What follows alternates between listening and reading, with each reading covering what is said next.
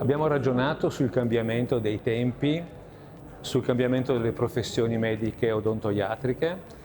sulla velocità di questo cambiamento e sulla difficoltà del medico di adattarsi a questo cambiamento, sul fatto che il medico spesso non ragiona sui propri bisogni, propri e della propria famiglia. Il mio intervento è stato centrato proprio su questo, nel cercare di risvegliare un po' la consapevolezza di queste riflessioni. Il medico deve ragionare sui propri bisogni, sulle proprie sofferenze e proiettare nel prossimo futuro, vedendo di inquadrare gli strumenti adeguati di protezione sociale e sanitaria. Noi crediamo che il sistema mutualistico che EMPAM offre attraverso Salute Mia sia una buona occasione di riflessione su questi temi e che sia un'occasione anche di strategia, nel senso che io devo pensare come investire in maniera opportuna, efficace, mirata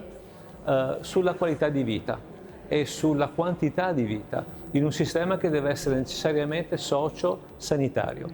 E Salute Mia offre questa opportunità con coperture non solo di piani sanitari, ma anche sicurezza contro gli infortuni e anche come longer term care, cioè quella grande problema, quella grande area che si svilupperà enormemente nei prossimi anni sull'assistenza domiciliare e sull'assistenza sociale a medici sempre più anziani. Ecco, questo spero che sia un obiettivo che sia passato oggi con la mia relazione e speriamo che a casa questo piccolo tarlo funzioni e porti a qualche riflessione operativa sui medici e sugli odontoiatri. Noi siamo strenuamente a difesa della salute pubblica, ma non c'è nessuna contraddizione in questo. Perché? Perché noi riteniamo che vengono sprecate risorse, oggi come oggi, dai 40 a 45 miliardi di cosiddetto out of pocket, cioè di soldi che il cittadino spende per prestazioni, spesso non finalizzate, spesso non incanalate in un processo di ragionamento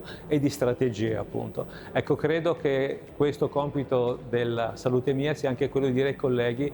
avete dei patrimoni, avete un reddito, cercate di incanalizzare una parte di questo reddito verso una protezione che sia un vestito perfetto per voi, per i vostri cari, conviventi e non conviventi, perché noi proteggiamo anche i familiari non conviventi anche all'estero.